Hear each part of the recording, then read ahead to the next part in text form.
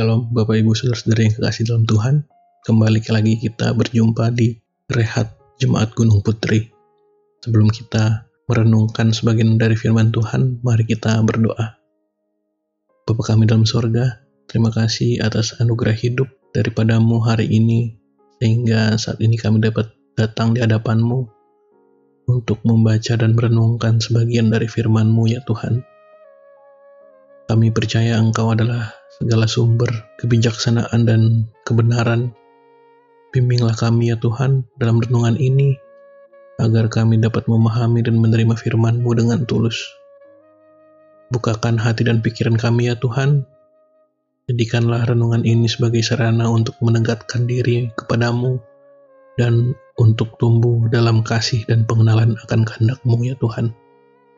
Dalam nama Yesus Kristus kami berdoa. Amin. Pembacaan kita pada hari ini terambil dari Kisah Para Rasul 22, ayatnya yang kedua sampai ayatnya yang ke-16. Ketika orang banyak itu mendengar ia berbicara dalam bahasa Ibrani, makin tenanglah mereka. Ia berkata, "Aku adalah orang Yahudi, lahir di Tarsus, di tanah Kilikia, tetapi dibesarkan di kota ini. Dididik dengan teliti di bawah pimpinan Gamaliel dalam hukum nenek moyang kita. Sehingga aku menjadi seorang yang giat bekerja bagi Allah, sama seperti kamu semua pada waktu ini. Dan aku telah menganiaya pengikut-pengikut jalan Tuhan, sampai mereka mati. Laki-laki dan perempuan kutangkap dan kuserahkan ke dalam penjara. Tentang hal itu, baik imam besar maupun majelis tua-tua dapat memberi kesaksian. Dari mereka, aku telah membawa surat-surat untuk saudara-saudara di Damsyik, dan aku telah pergi ke sana untuk menangkap penganut-penganut jalan Tuhan, yang terdapat juga di situ, dan membawa mereka ke Yerusalem untuk dihukum. Tetapi dalam perjalananku ke sana ketika aku sudah dekat Damsyik, yaitu waktu tengah hari, tiba-tiba memancarlah cahaya yang menyilaukan dari di langit, mengelilingi aku. Maka rebahlah aku ke tanah, dan aku mendengar suatu suara yang berkata kepadaku, 'Saulus, Saulus, mengapa engkau menganiaya aku?' Jawabku, 'Siapakah engkau Tuhan?' Katanya, 'Akulah Yesus orang Nazaret yang kau aniaya itu.' Dan mereka yang menyertai aku memang melihat cahaya itu, tetapi suara Dia yang berkata kepadaku tidak mereka dengar. Maka kataku, 'Tuhan, apakah yang harus kuperbuat?' Kata Tuhan kepadaku, 'Bangkitlah dan pergilah ke Damsyik. Di sana akan diberitahukan kepadamu segala sesuatu yang ditugaskan kepadamu.' Dan karena aku tidak dapat melihat oleh karena cahaya yang menyilaukan mata itu, maka kawan-kawan seperjalananku memegang tanganku dan menuntun aku ke Damsyik. Di situ ada seorang bernama Ananias, seorang saleh yang menurut hukum Taurat dan terkenal baik di antara semua orang Yahudi yang ada di situ. Ia datang berdiri di dekatku dan berkata, 'Saulus saudaraku, bukalah matamu dan melihatlah.' Dan seketika itu juga aku melihat kembali dan menatap dia.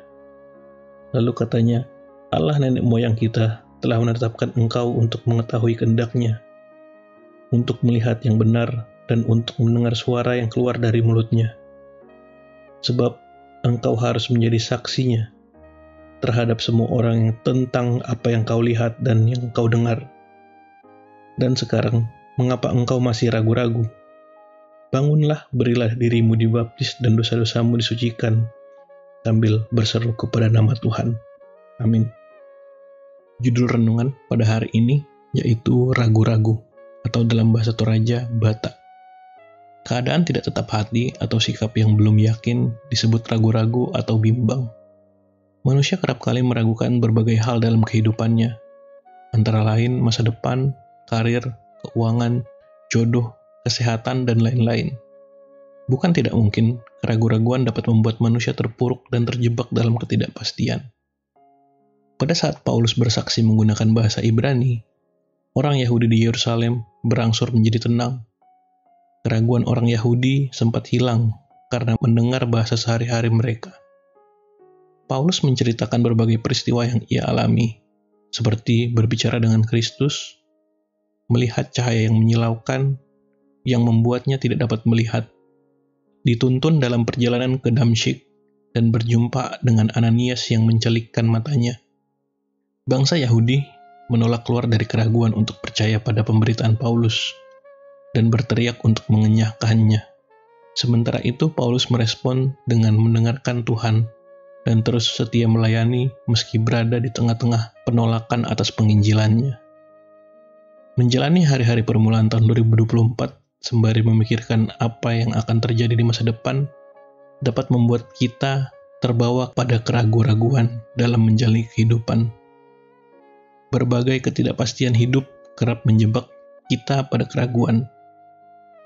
R. Otis berujar mengenai ketidakpastian. Menurutnya, manusia selalu mengalami perubahan dan ketidakpastian setiap hari. Artinya, ketidakpastian adalah keniscayaan dalam hidup manusia. Terhadap itu kita belajar dari bacaan hari ini. Ayat 16 berkata, "Bangunlah, berilah dirimu dibaptis dan dosa-dosamu dengan berseru kepada nama Tuhan." Kata bangun mengajak kita untuk bergerak dan tidak tinggal diam pada keraguan, melainkan meneguhkan identitas dan menghidupi baptisan dalam Kristus, serta terus berseru kepada Tuhan. Selamat hidup yakin dalam nama Tuhan. Amin. Mari Bapak Ibu saudara-saudari yang kasih dalam Tuhan, kita menutup renungan pada hari ini. Kita berdoa. Bapa kami yang di surga, kembali kami datang menghadap kepadamu, bersyukur dan memberikan hormat atas kehadiran-Mu di tengah-tengah kami dalam renungan ini.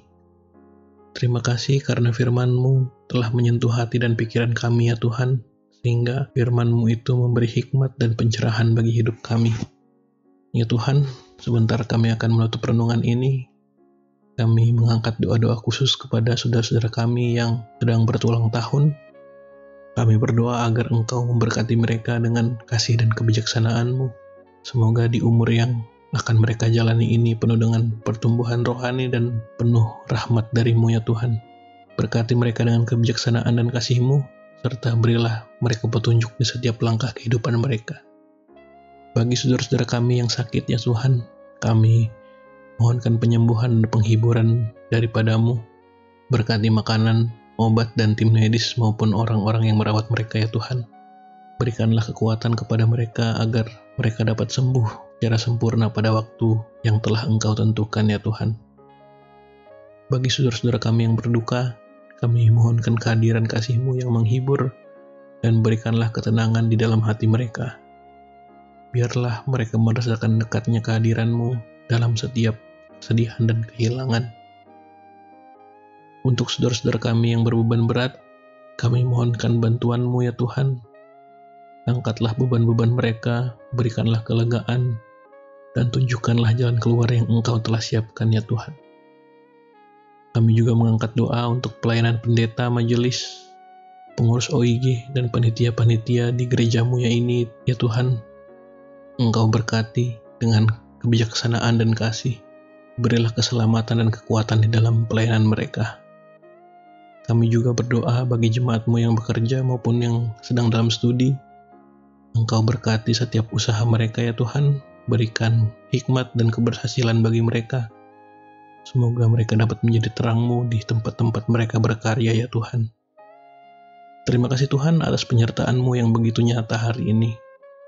Kami bersyukur karena Engkau hadir dalam setiap langkah hidup kami.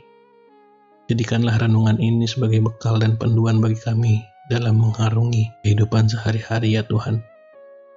Ampunkan salah dan dosa kami. Semua doa ini kami sampaikan dalam nama Yesus Kristus, Tuhan dan Juru Selamat kami yang hidup. Amin.